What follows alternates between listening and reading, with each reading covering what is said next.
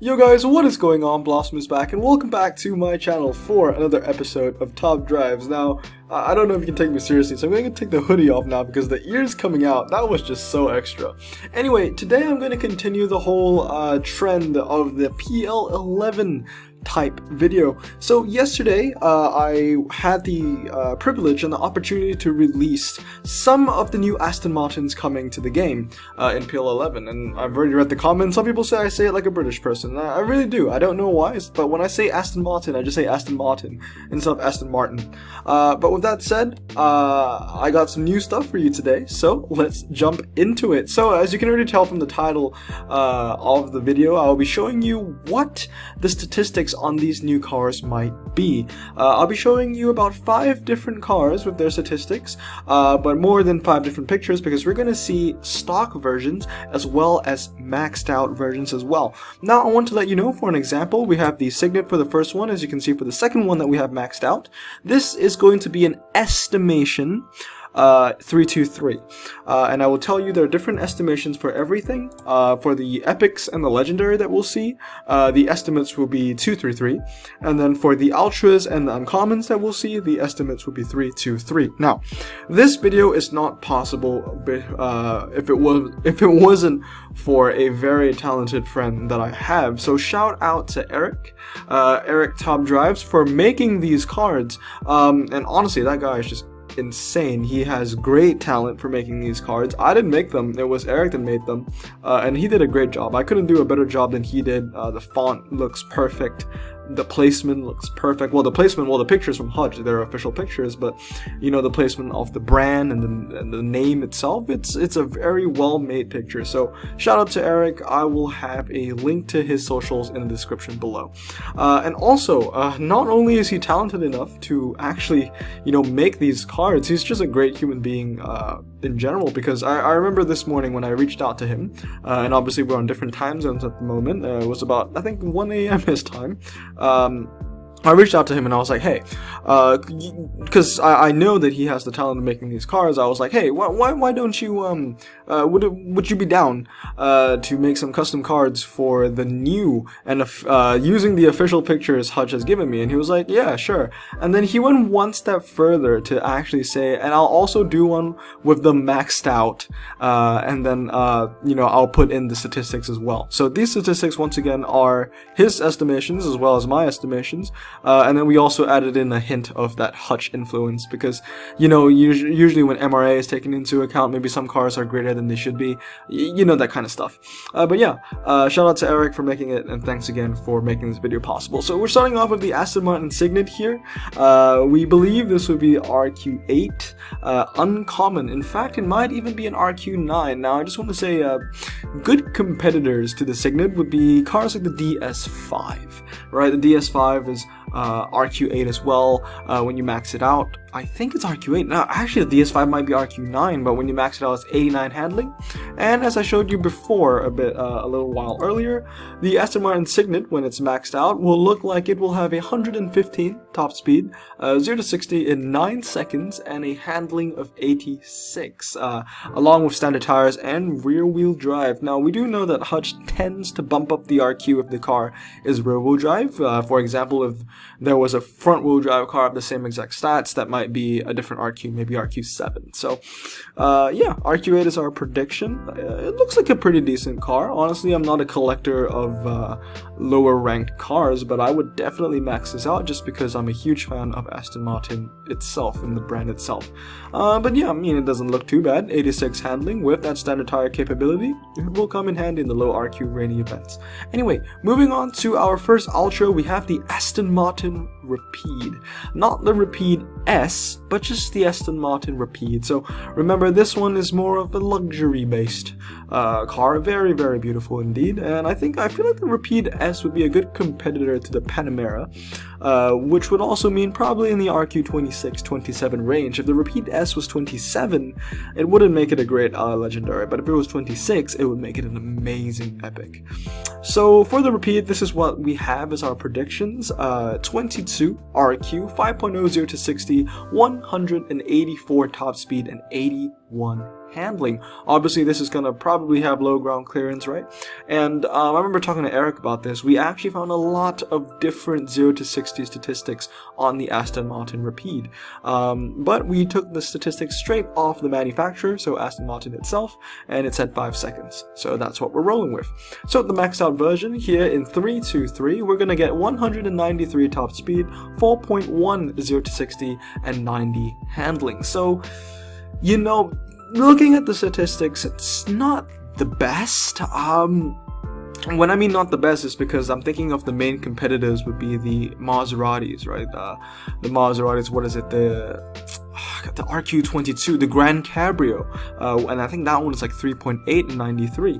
But then again, we don't know what the exact MRAs on the Aston Martins are yet. But from what we've seen, from real-time calculations, from the actual 0 to 100 times of Aston Martins, a lot of them will be having some very good MRA. So 22 will be justified if this car has a banger MRA.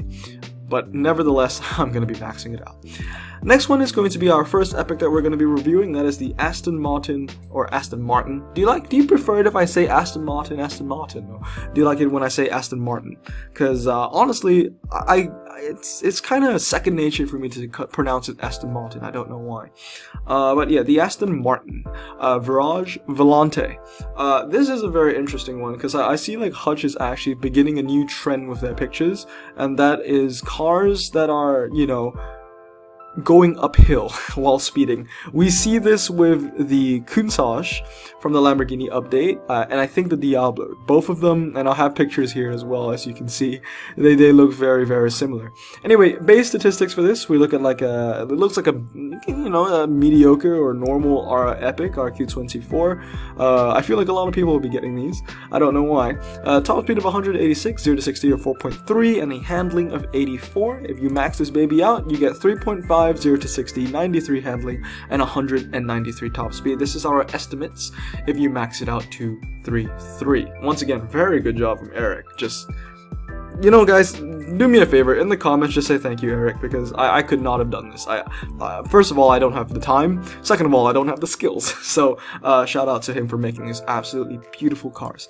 Moving on is our first legendary, and I think our only legendary that we're actually going to go through, and that is the Aston Martin V12 Vantage, or Vantage. 190 top speed, 4.0, 0 to 60, 87 handling. As you can tell from the statistics, 4.0, 0 to 60, 87 handling, and rear-wheel drive. RQ27? Are you kidding me? Yes, that is true. Those are not very nice statistics. However, once again put real-time calculations of the MRA into account, and the V12 Vantage has an estimated MRA. Well, not an estimated MRA, an actual MRA, because we use the actual stats to test the MRA. You know, from the actual 0 to 100 times compared to the actual 0 to 60 times. It has an MRA of 111. That is roof category MRA, which is insane. So if Hutch is indeed accurate with the MRA, which, you know, it's a 50-50 if they're accurate or not, this car could have 111 MRA. So taking that into account, yeah, you would see why this is an RQ27 legendary. Here's the maxed out version, 3.30 to 60, 97 handling, and 200 top speed. If you want to take it into account, it's basically a BMW M3 CS with a higher top speed and a killer MRA. It really is.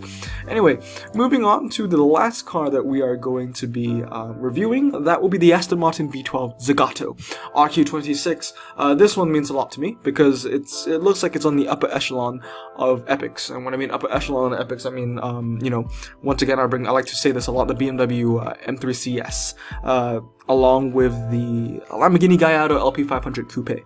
4.10 to 60, 88 handling, and 190 top speed. So it's in that very elite club of 88 handling stock base stat epics. Maxes maybe out 699, and you get 3.498. 198 handling, and an MRA of, you know, probably in the hundreds, or I remember talking to Eric about this. Maybe this was like a 85, maybe. With that said, 85 is still very, very strong, but it won't beat no roof. I'll tell you that. It won't beat no roof in the drag, but it will beat it on the twisties with that 98 handling. To put into comparison to some of its competitors, if this does come out to be true and the stats do come out 100% accurate, the Zagato will be competing with the M3CS 3.2 and 98, I think, the M3CS, and the Corvette Grand Sport 3.1 98. And a couple other good cars as well. Anyway, that is all I have for you today. So, I hope you guys enjoyed this video. It's a little different. I wouldn't say I've never done a video like this before. I have, just not often. And yeah, you know, if you're new to the channel, consider subscribing. And once again, thank you so much to AiRic for making these cards. Anyway, with that said, I'm not gonna, go into the outro yet because we do have a bonus pack to get to. So let's get to that. Yo guys, alright, you know what, this was supposed to be part of a clip of a ceramic episode, but I'm not gonna have those ceramic episodes for a while. It's gonna be on pause because PL11 is around the corner. I'm gonna use my money for a big pack opening, another 2 million pack opening, I think. So this is going to be a bonus video where I'll be opening this bonus ceramic pack. So let's see what we got going on. Italian 5-seaters, I need 4 of them for the challenge, so okay. We're gonna deploy Mr. Veyron on the quarter mile. We'll have one of the Julias on the half mile and the other on the waterfront drag. I'm going to lose to the SLS, but hopefully that will be the only race I lose because I want to put the Delta on the Monaco. Did I say Monaco, and then the other Delta on the Monaco hairpin. So let's see how it goes. I do expect to get at least 120 points from this. 140. That the Bugatti does not fail. It really doesn't. You put it on anything that is asphalt drag, it will get the job done. 98 on the Volante Delta as well, which puts us in a pretty decent lead. This should give us about 100. 115, there we go. I wasn't expecting too much, but now we're going to lose this one, which should be fine, maybe by 80, 75. And honestly, we're still in 3 stars, so all we need to do is either draw or win, and we'll be fine.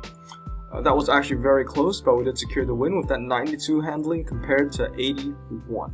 So we do get our ceramic pack, and we get to get the last 3 cards from our reward pack, from our reward slot. But let's see what we get in the bonus round.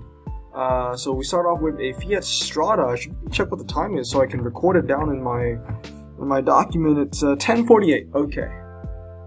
Mitsubishi Montero. So nothing too special there. And we also get a rare Volkswagen, which I can put into a super rare that I'm actually currently fusing right now. The takeover has been taken down. Anyway, hope you guys enjoyed this video. Consider subscribing, and I'll see you all next time. Blossom out.